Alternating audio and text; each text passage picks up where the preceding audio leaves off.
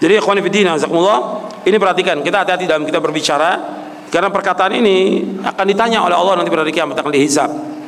Sampai Nabi menyebutkan SAW, untuk melihat di halaman 37, kata Nabi, innal abda la yatakallamu bil kalimati ma yatabayyanu ma fiha yahwi biha fin nari ab'ada ma bainal masyriq wal maghrib. Sesungguhnya seorang hamba mengucapkan kata-kata yang ia tidak teliti kebenarannya, maka akan menjerumuskan ke dalam neraka lebih jauh daripada apa yang ada di antara timur dan barat. Hadis sahih riwayat Bukhari dan Muslim. Jadi orang karena perkataan itu bisa memasukkan dia ke dalam neraka. Satu kalimat, satu ucapan. Maka itu hati-hati. Karena ada kisah yang menyebutkan tentang seorang yang berteman, seorang abid ahli ibadah berteman, temannya ahli maksiat. Si abid ini selalu mengingatkan temannya jangan berbuat maksiat. Si pelaku maksiat mengatakan khalini wa rabbi, biarkan aku dengan Allah. Terus si abid terus mengingatkan lagi. Tapi lama-kelamaan ahli ibadah ini nggak sabar. Ini dulu di zaman Bani Israel Nabi menceritakan ini. Nggak sabar, dia berbuat maksiat lagi, diingatkan berbuat maksiat lagi. Akhirnya dia mengatakan Allah nggak akan mengampuni dosa kamu. Marah Allah di sini. Allah marah karena hak mengampuni dosa hak siapa? Hak Allah. Dia mendahului Allah di sini. Maka di hari kiamat dikumpulkan oleh Allah, dimasukkan oleh Allah orang yang berdosa ini karena dia bertobat kepada Allah, dimasukkan dia ke sorga. Adapun ini ahli ibadah karena ucapan satu kalimat dimasukkan ke neraka. Kata Abu Hurairah radhiyallahu, orang ini mengucap satu kalimat menghancurkan dunianya dan akhiratnya dihancurkan oleh dia. Hadis ini ada dalam kitab Tauhid. Antum bisa lihat nanti di kitab Tauhid, di syarah kitab Tauhid. Jadi hati-hati itu. Mesti dia sabar. Bukan menghukumi. Ketika dia sudah menghukumi nggak akan diampuni dosanya, Allah marah. Karena hak pengampunan hak Allah mutlak, hak Allah. Kenapa dia mendahulukan Allah? Akhirnya Allah murka di hari kiamat. Allah masukkan orang ini yang mengatakannya ke neraka. Adapun orang yang berbuat maksiat karena ditaubat kepada Allah, dia diterima taubatnya oleh Allah, kemudian dia dimasukkan ke sorga.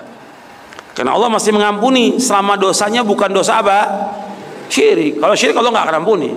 Tapi dosanya bukan syirik, maka Allah ampuni. Seperti yang Allah sebutkan dalam surah An-Nisa, innallaha la yaghfiru wa yushraka bihi wa yaghfiru ma duna dzalika liman yasha. Allah nggak akan mengampuni dosa yang berbuat syirik, tapi Allah mengampuni dosa selain itu bagi siapa yang Allah kehendaki. Begitu juga di hadis Muad, Nabi bersabda, wa hal yakubun nas fin nari ala wujuhim aw qala ala manaqirihim illa hasaidu alsinatihim. Bukan manusia itu tersungkur ke dalam neraka di atas wajah mereka atau di atas hidung mereka, melainkan dengan sebab lisan mereka. Hadis ini sahih dari Muhammad, Tirmidzi dan yang lainnya. Jadi ikhwan fillah, azakumullah, ini lisan ini harus kita jaga. Harus istiqamah untuk selalu mengatakan kebenaran, menyampaikan kebenaran, mendakwakan kebenaran dan mengatakan kalimat yang baik. Kata Nabi SAW, "Man kana yu'minu billahi wal yawmil akhir falyaqul khairan aw liyasmut." Barang siapa yang beriman kepada Allah dan hari akhir, hendaklah dia berkata yang baik atau diam. Dan yang antum ingat bahwa yang paling banyak masukkan manusia ke neraka itu dua. Yang pertama mulut, yang kedua kemaluan. Itu hadisnya di halaman 39. Halaman 39. Aktsaru ma yudkhilun nasa an-nara al-ajwafan, al-fam wal farj. Yang paling banyak memasukkan manusia ke neraka dua hal, yaitu mulut dan kemaluan. Makanya kita merasa bahwa ini penting untuk kita sampaikan, kita sampaikan. Yang kita ucapkan, kita ucapkan. Yang tidak, kita diam. Sebab Nabi bersabda SAW, "Man kana yu'minu billahi wal yawmil akhir falyaqul khairan aw liyasmut." Barang siapa yang beriman kepada Allah dan akhir, katakan yang baik atau diam. Seorang dai, dia harus mengatakan, enggak boleh diam dia. Dalam menyuruh yang ma'ruf dan mencegah yang mungkar. Ma'ruf yang paling ma'ruf apa? Tauhid. Mungkar yang paling mungkar apa? Syirik. Harus terus seorang dai menyampaikan ini. Enggak boleh berhenti. Enggak boleh diam. Kalau diam umat gak akan tahu. Makanya kewajiban seorang dai itu lebih dari kewajiban yang lain. Di samping dia wajib melaksanakan sholat, puasa, dan yang lainnya. Ada kewajiban dia yang paling besar sebagai seorang dai dan amanah dari Allah untuk menyampaikan kebenaran kepada umat ini, membimbing mereka di atas jalan yang hak, mengajak mereka ke sorga, dan menjelaskan kepada mereka tentang syirik, tentang bid'ah, dan jalan-jalan kesesatan. Harus jelaskan. Kalau enggak, orang enggak akan tahu. Enggak boleh diam.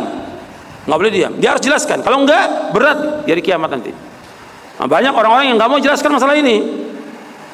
Kenapa? Nanti khawatir umat ini pecah belah. Memang sudah pecah dan sudah belah.